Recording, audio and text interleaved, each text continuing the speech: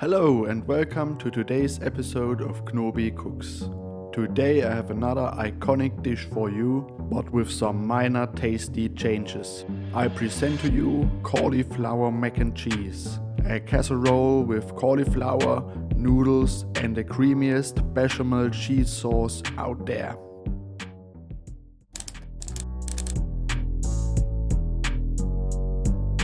If you enjoy my content, please consider leaving a like and subscribing to my channel. Without further ado, let's jump right in. Make sure you have all of your ingredients ready at hand. You can see my new kitchen is getting quite cramped, though we will still manage cooking without any issue. We start by dicing an onion and our garlic, and after that we will steam both in some butter or clarified butter. You could also manage without them, though they will add some texture to our sauce. And I find creating a roux with some onions or garlic in the pot just a tiny little bit easier than creating a roux only with butter in your pot. The flour will stick to both onion and garlic and thus be less likely to stick to your pot and burn. And in addition to that, both onion and garlic will add some taste as well as some healthy components to this dish. And well, we sure want to balance that, because with 400 to 500 grams of cheddar cheese as well as half a liter of milk, this dish is anything but light.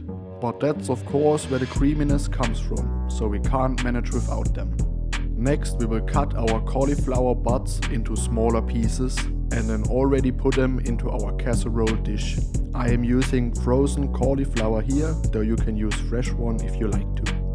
Did you know that cauliflower is basically a fancy version of wild cabbage? Just like its cousins broccoli, kale and Brussels sprouts, it was first cultivated in the Eastern Mediterranean and then through the centuries made its way all across Europe.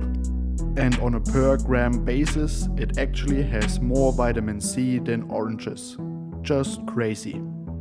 By now, onion and garlic should have steamed enough and should be glassy, so it's the perfect time to add some salt and pepper and then start our roux. So add some flour and stir it under until it has soaked up almost all of the moisture in your pot. At this point you should deglaze your roux. I'm doing that with the milk right away, though you should probably just add a little bit of water first.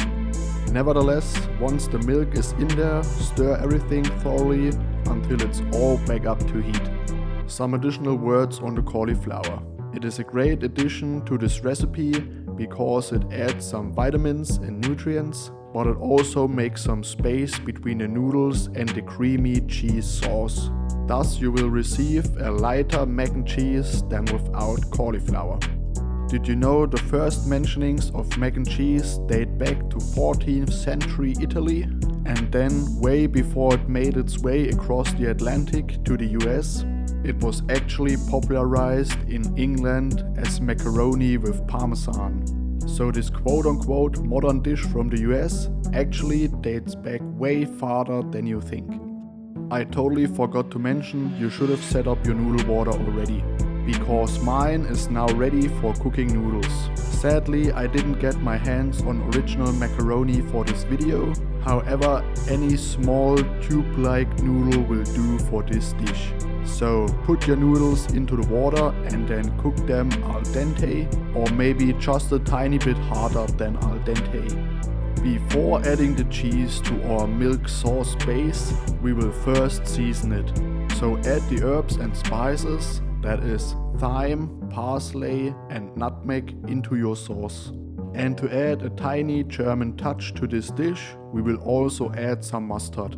Here it's totally up to you how spicy or tangy you like your sauce. So add as much or as little as you like to.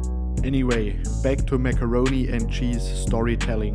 Thomas Jefferson is said to have served macaroni and cheese in 1802 in the White House, after he brought back a noodle machine from Europe. But it took some more time to gain the popularity it has today. During the Great Depression and after the Second World War, the dish was popularized because it was cheap and filling.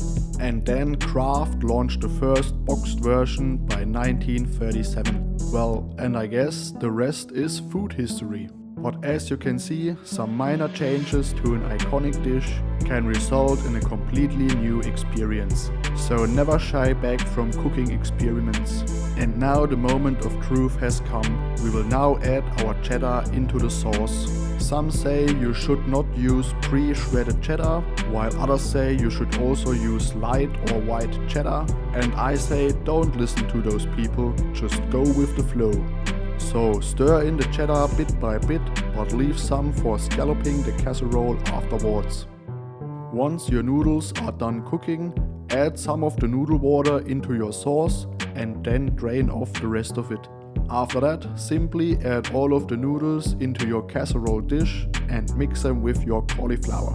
At this point, I should mention that if you prefer softer cauliflower, you should maybe pre-cook it a little bit. And maybe another note on the quantity of cheese you should put into this dish. The absolute minimum amount should be 400 grams of cheddar, because otherwise the sauce might not be as creamy or you might end up with too little sauce. Spoiler, that's what happened with my casserole.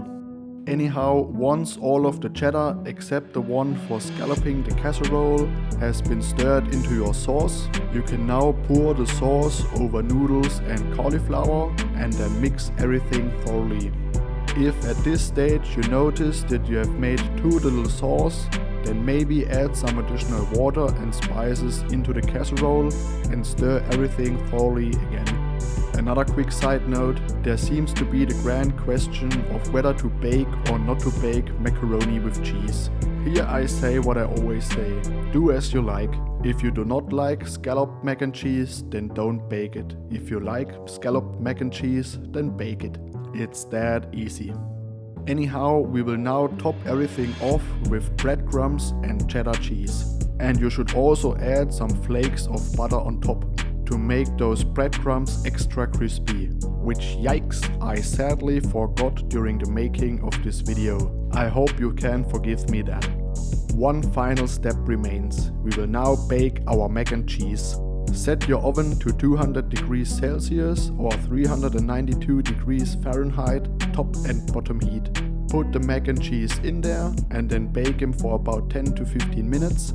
After that, turn on air convection and bake for about 5 to 10 minutes more. That's it, your mac and cheese are now ready to eat. And with that, we have of course reached the end of today's video. I hope you enjoyed the video and the recipe, and if you have prepared this dish yourself, tell me down below in the comments how it tasted for you. Were the changes enough for you to make this into a whole new dining experience? Well, I hope so. For me, this recipe was actually the first point of contact with mac and cheese, and I'm very glad I had it. However, now it's time to say goodbye, and I hope to see you all in the next episode of Knobi Cooks. Until then, goodbye.